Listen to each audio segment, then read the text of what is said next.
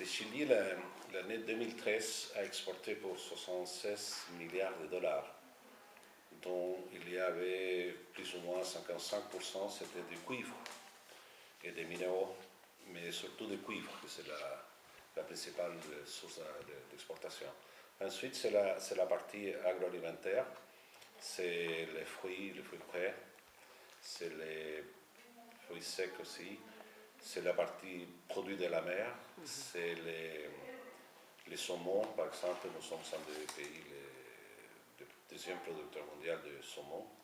On a aussi, bien sûr, les bois, tous les produits du bois, et on a les vins chiliens qui se vendent bien partout dans le monde. Mais on a une diversification des exportations chiliennes qui c'est important parce que notre principal destin d'exportation, c'est la Chine aujourd'hui. Oui. Ensuite, c'est l'Union européenne. Ensuite, c'est les États-Unis. L'Union européenne est devant les États-Unis? Devant. D'accord. Aujourd'hui, il est devant. L'année dernière, il était troisième. Mais l'Union européenne est passée à deuxième place. Et après les États-Unis, aujourd'hui, c'est le Japon et le Mercosur, et l'Amérique latine. Ça, c'est plus ou moins la distribution. Donc, on a des exportations qui vont dans l'Asie, l'Amérique et l'Europe. S'il y a une crise en Europe, ça nous permet de la compenser un peu avec la demande qu'il y a en Chine ou dans les pays asiatiques, et les États-Unis aussi.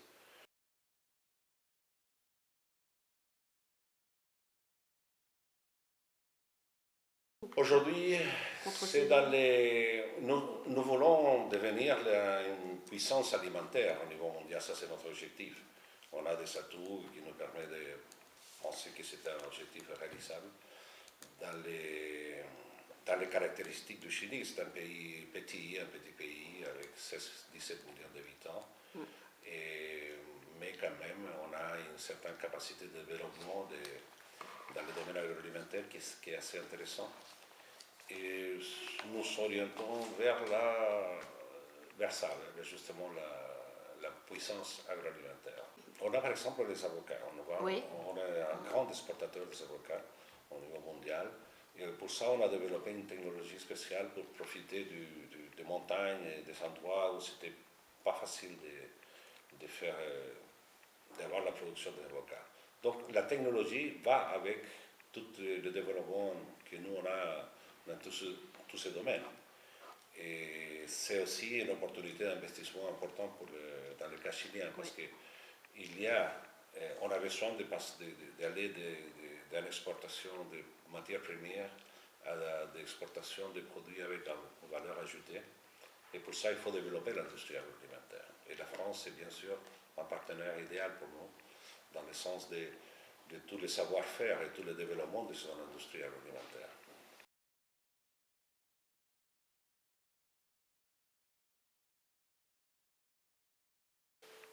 Pendant les périodes de Pinochet, on a eu l'installation d'un système de libre marché dans lequel l'industrie nationale a disparu. Le pays a été complètement ouvert au marché international, donc tout ce qu'on avait comme industrie chilienne, il a presque disparu. Il a été remplacé par cette libre-échange et cette ouverture au monde. Donc aujourd'hui, on a, avec la démocratie à partir de 1990, et la possibilité d'avoir un dialogue et un accord à long terme des forces démocratiques du Chili, on a pu réfléchir et avoir une orientation à développer notre industrie aussi. Donc on a les libres marchés installés au Chili, qui est dans un pays qui est complètement ouvert au monde. Si vous voulez exporter vers le Chili, les taxes qu'il faut payer au Chili, c'est moins de 5%. Donc on est complètement ouvert. Vous pouvez exporter un peu partout. Si vous voulez exporter. Si vous exportez vers le Chili, c'est seulement 5% de taxes, et même moins de 5%. Donc c'est un pays ouvert. Il n'y a pas de limites, sauf des questions réglementaires ou des sanitaires ou d'autres choses qui sont interdites. Mais sinon, c'est complètement ouvert. Donc, et ça nous a permis, cette ouverture de pouvoir développer nos exportations dans différents domaines, mais en termes de matières premières. Donc ce que nous avons aujourd'hui besoin, c'est justement d'ajouter de la valeur à ces exportations en développant l'industrie.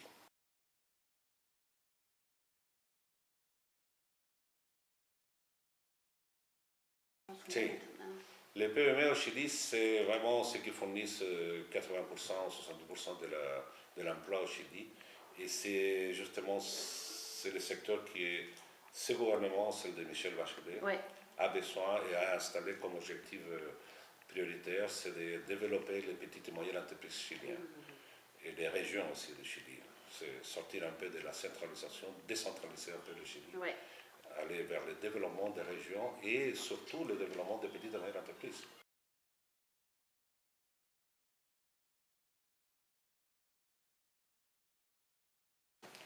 Oui, effectivement. Au Chili, on cherche d'attirer les investissements parce que c'est important pour passer à cette étape de valeur ajoutée dans notre économie. Mais en même temps, nous avons un objectif aussi que c'est politique et social, que c'est la réduction des inégalités au Chili. Donc, au Chili, c'est un pays très inégal. Donc,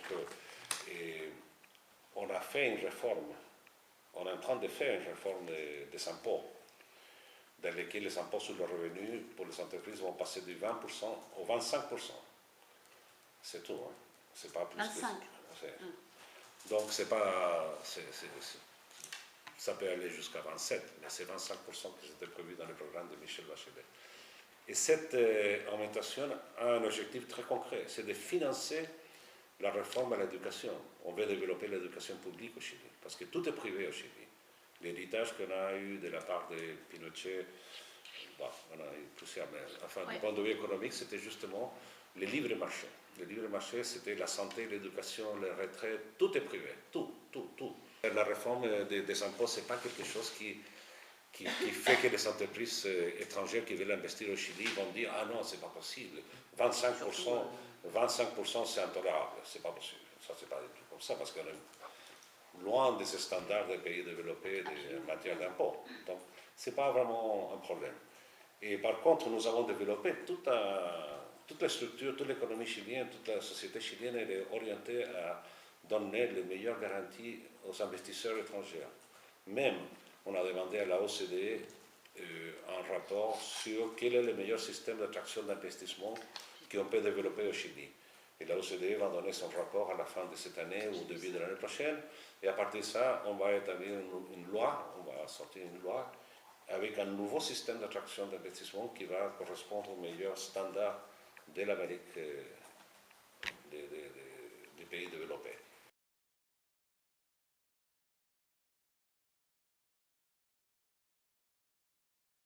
On a besoin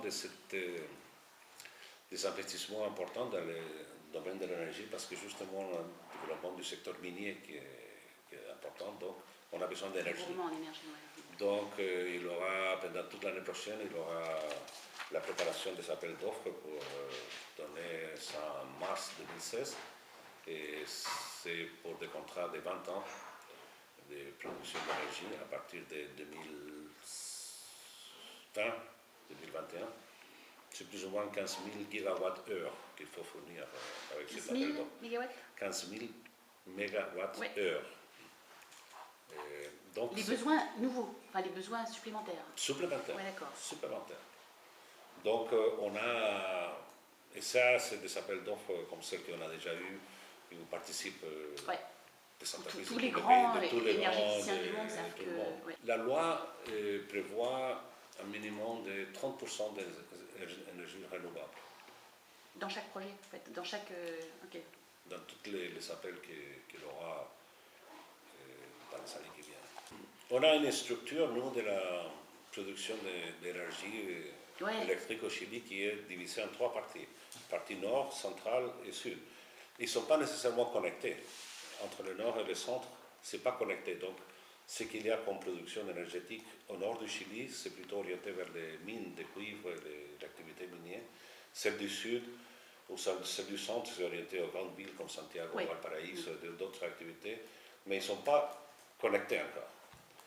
Et un des objectifs, c'est justement de connecter tout ça, de façon d'avoir un réseau de distribution électrique au niveau national. C'est 4500 km, donc c'est Oui, pas c'est ça. facile. C'est pas facile, mais bon, c'est quelque chose qu'on doit le faire. Et il y a GDF qui a un projet très intéressant dans ce sens et qui, je pense, qui va permettre d'unir les nord et les centres avec un système de transmission d'énergie.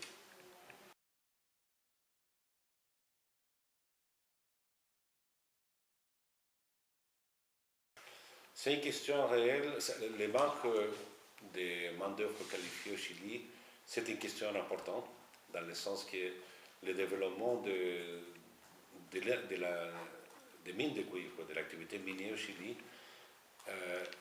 a demandé beaucoup des ouvriers, de main-d'œuvre qualifiée, et des ouvriers aussi qui sont très bien payés par rapport au reste du pays. Donc, Ouais. si quelqu'un travaille au sud du Chili, il gagne 10, dans le secteur minier, il va gagner 50. Il va gagner beaucoup plus.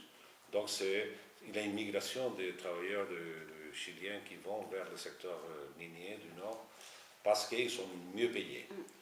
Et ça, c'est une question. La deuxième question, c'est que le développement du secteur minier a été très important. Donc, il demande tout le temps plus et plus de main-d'œuvre qualifiée. Il y a une étude qui a été faite au Chili il y a 2 ans, dans laquelle on disait que dans les 10 années qui viennent, avec les investissements prévus, qui c'était d'environ 100 milliards de dollars, on aurait un manque de 43 000 travailleurs qualifiés dans les 10 années qui viennent, avec bien sûr une programmation annuelle de combien manquait chaque année et dans les différents secteurs. Donc, on parle de quoi là? De techniciens, d'ingénieurs de techniciens et des ingénieurs, mais surtout des main-d'œuvre qualifiés. Oui. Pas nécessairement un technicien. Pas nécessairement un technicien, mais c'était surtout des main-d'œuvre. Oui. Parce qu'on a une certaine.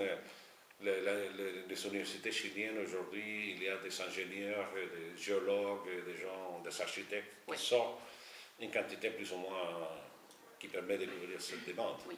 Mais par contre, au niveau de la main-d'œuvre, ça c'est quelque chose qu'on a besoin de.